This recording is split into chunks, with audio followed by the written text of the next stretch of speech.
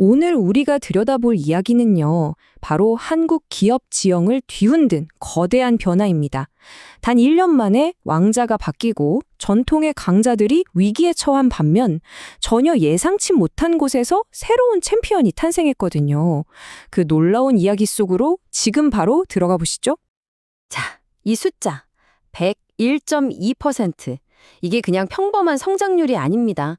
2025년 한국의 한 기술 기업이 단 1년 만에 이뤄낸 순이익 성장률이에요. 말 그대로 폭발적인 성장이라고 할 수 있죠. 도대체 무슨 일이 있었던 걸까요? 네, 바로 이 질문이죠. 그 답은요, 한국의 최신 기업 실적 보고서 안에 숨어 있습니다. 이게 그냥 숫자만 쭉 나열한 게 아니고요. 산업의 판도를 바꾸는 아주 극적인 스토리를 담고 있거든요. 자, 그럼 그 첫 페이지부터 같이 한번 넘겨보죠. 와, 정말 한국 산업계에 뭐랄까 지각 변동이 일어났습니다. 수십 년 동안 단 한 번도 흔들리지 않았던 그 절대 강자 삼성전자가요. 이 핵심 실적 지표에서 처음으로 왕자를 내주는 그런 사건이 벌어진 겁니다. 바로 이 표가 그 역사적인 순간을 딱 보여주는 겁니다. 물론 전체 순이익만 보면 삼성전자가 여전히 1위 자리를 지켰어요. 하지만 기업이 핵심 사업으로 얼마나 벌었냐, 이걸 보여주는 영업이익에서 SK하이닉스가 삼성을 넘어선 거죠. 이건요, 그냥 순위 하나 바뀐 게 아니에요. 반도체 산업의 심장부에서 거대한 지각 변동이 시작됐다는 아주 강력한 신호탄이었던 셈입니다. 그렇다면 이 믿기 힘든 역전극, 도대체 그 동력이 뭐였을까요? 정답은 딱 두 글자입니다. 바로 인공지능, AI였죠. AI가 물고 온 이 반도체 슈퍼사이클, 그러니까 장기적인 수요 폭발의 힘이 정말 상상을 초월했습니다. 이 그래프 한번 보세요. 상위 10대 기업이 벌어들인 전체 이익의 무려 70% 이상을 이 두 반도체 거인이 싹쓸이 한 겁니다. 와, 나머지 8개 회사가 다 합쳐도 30%가 안 되는 거예요. 이 정도면 한국 경제가 사실상 이 두 기업에 의해서 움직였다, 이렇게 말해도 과언이 아니겠죠. 이 엄청난 골드러시의 핵심 열쇠, 그건 바로 HBM, 고대역폭 메모리라고 불리는 기술이었습니다. HBM 이게 뭔지 좀 쉽게 이해하려면 도로를 생각하시면 딱 좋아요.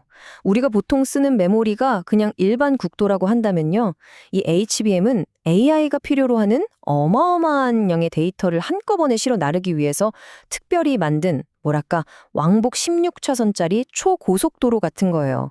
속도나 용량에서 아예 비교가 안 되는 거죠. SK하이닉스는 바로 이 HBM의 회사의 미래를 걸었던 겁니다. AI 칩 시장의 거의 90%를 꽉 잡고 있는 엔비디아의 핵심 파트너가 되면서 사실상 이 HBM 시장을 독점하는 데 성공했고요. 이건 곧바로 기록적인 수익으로 이어졌습니다. 미래를 정확히 내다본 아주 과감한 투자가 만들어낸 정말 대단한 결과였죠. 자, 그런데요, 이 거대한 변화의 물결이 반도체 산업에만 있었던 건 아닙니다. 이런 첨단 기술의 화려한 스포트라이트 뒤에서는요, 한국 경제의 전통적인 기둥이었던 다른 거대 산업들도 저마다 생존을 건 아주 극적인 드라마를 쓰고 있었거든요. 그 대표적인 예가 바로 자동차 산업입니다. 현대차 그룹은 매출만 보면 사상 최대라는 엄청난 성과를 냈어요. 그런데 이 그래프를 보시면 이상하죠? 순이익은 오히려 뚝 떨어지는 이런 모순적인 상황에 처하게 됩니다. 왜냐하면 예상치 못한 외부의 거대한 장벽에 딱 부딪혔기 때문이죠. 그 장벽이 뭐였냐면요, 바로 세계 최대 시장인 미국이 부과한 25%의 관세 폭탄이었습니다. 특히나 수익성이 좋았던 하이브리드 차량 판매가 엄청 늘었는데도 불구하고 이 어마어마한 관세 부담이 그 이익을 거의 다 갉아먹어 버린 거예요. 참, 글로벌 무역 환경이 얼마나 중요한지, 기업의 운명을 어떻게 바꿀 수 있는지 이걸 보면 딱 알 수 있죠. 자동차 산업이 이렇게 무역 장벽 때문에 고전하는 동안 완전히 정반대의 세상이 펼쳐진 곳도 있었습니다. 한때는 위기라고까지 불렸던 조선이나 전력기기 같은 이런 전통 중공업 분야가 정말 놀라운 부활을 알리면서 그야말로 폭발적인 성장을 기록한 겁니다. 이런 성장이 가능했던 건요, 몇 년 전에 미리 수주해뒀던 아주 비싼 고부가가치 선박들의 매출이 이제 본격적으로 잡히기 시작했고요. 또 전 세계적으로 특히 북미랑 중동에서 전력망 부품 수요가 폭발했기 때문입니다. 재밌는 건 이 수요 중 상당 부분이 바로 AI 데이터 센터를 짓기 위한 거였다는 거죠. 결국 여기서도 AI가 연결되네요. 자, 이렇게 기술과 중공업이 신문 1면을 막 장식하는 동안에요. 또 다른 분야에서는 아주 조용히 하지만 강력하게 모든 기록을 갈아치우고 있었습니다. 18조 4천억 원. 와, 이게 한국의 4대 금융그룹이 2025년 딱 한 해 동안 벌어들인 순이익입니다. 경제가 불안정하다, 어렵다 이런 얘기가 많았는데도 이들은 조용히 역대급 실적을 만들어낸 거죠. 이런 기록적인 실적의 비결은 딱 한 단어, 바로 변화였습니다.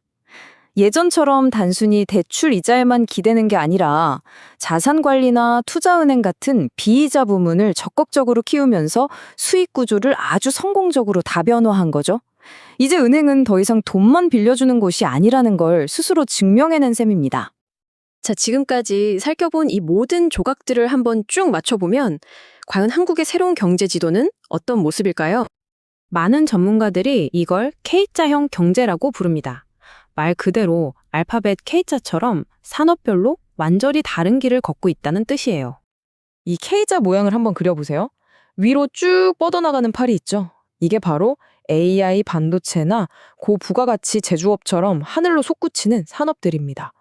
반면에 아래로 내려가는 팔도 있잖아요.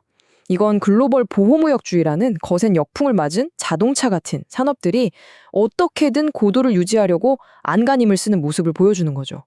이렇게 양극화가 뚜렷해진 겁니다. 결국 이 극심한 양극화는요, 한국 경제의 성장 엔진 자체가 근본적으로 바뀌고 있다는 새로운 현실을 우리에게 보여주고 있는 겁니다. 과거의 성공 공식은 이제 더 이상 통하지 않고요. 첨단 기술과 고부가가치 산업이 국가 경제의 미래를 이끄는 핵심 동력으로 완전히 자리 잡았다는 거죠. 이건 분명 엄청난 기회입니다. 하지만 동시에 아주 중요한 질문 하나를 우리에게 던지죠. 지금 한국 경제는 AI라는 강력한 로켓을 엔진으로 달고 날아오르고 있는데 만약에 이 로켓의 연료가 다 떨어지면 그때는 어떻게 될까요? 우리 경제의 운명이 이렇게 빠르게 변하는 단 하나의 기술에 너무 깊이 묵혀 있는 건 아닐까요? 한 번쯤 깊이 생각해 볼 문제입니다.